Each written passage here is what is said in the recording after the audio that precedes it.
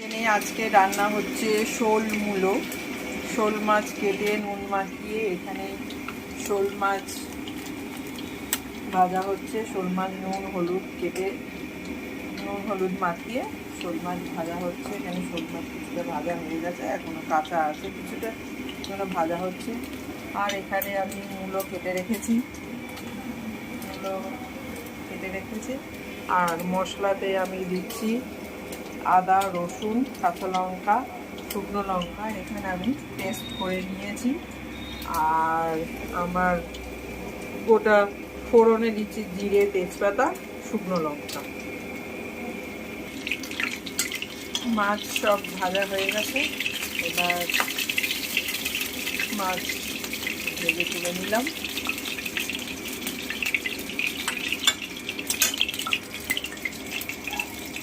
গোটা জিরে, তেজপাতা আর শুকনো লঙ্কা ফোড়নে দিয়ে দিলাম।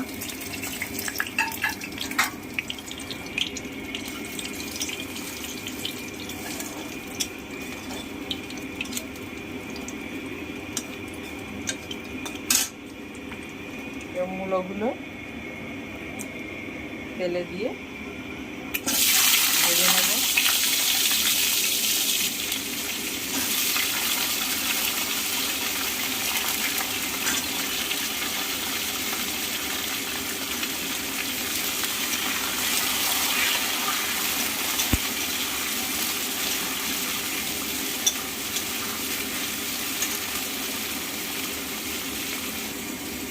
ভাজাতে একটু হলুদ আর একটু নুন দিয়ে ভেজে নেব।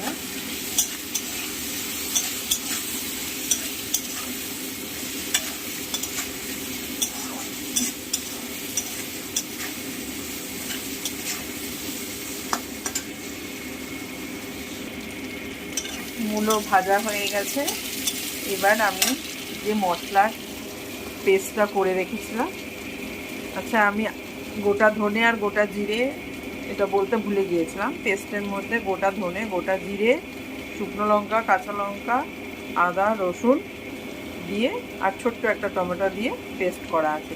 এই পেস্টটা আমি মূলোর মধ্যে ঢেলে দেবো, দিয়ে এবার আমি এটাকে কষিয়ে নেব।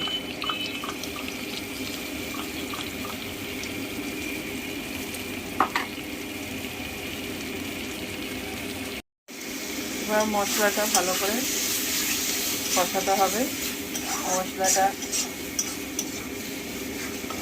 ভালো করে কষানো হয়ে গেলে, তেল ছেড়ে এলে মশলাটা ভালো করে কষিয়ে নেব।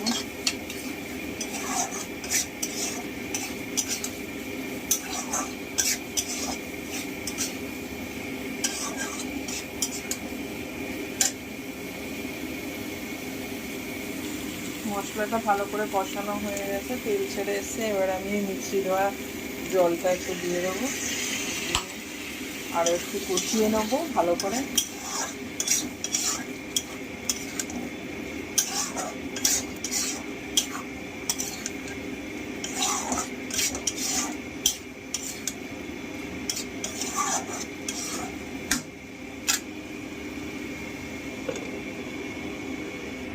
কষানো হয়ে গেছে, এবার জল দিয়ে দিয়েছি। জল দিয়ে এবার মূলোগুলো একটু সিদ্ধ হবে, সিদ্ধ হয়ে ভালো করে ফুটে এলে ঢাকনা চাপা দিয়ে দেবো। ভালো করে সিদ্ধ হয়ে গেলে লাস্টে মাছ দিয়ে নামিয়ে নেব। মূলোগুলো সিদ্ধ হচ্ছে, দেখছি মূলো সিদ্ধ হয়ে গেছে। এবার মাছ দিয়ে ঝোল নামিয়ে নেব। মাছ দিয়ে এবার ফুটিয়ে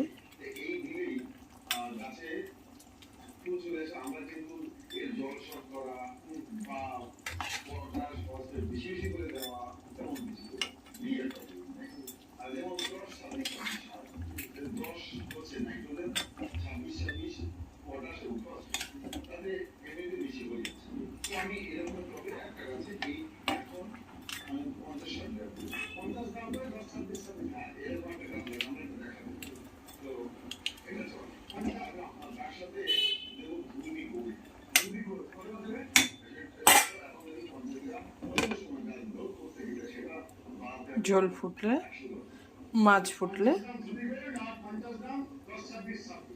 নামিয়ে নেব। নামানোর আগে ধনেপাতা কুচি ছড়িয়ে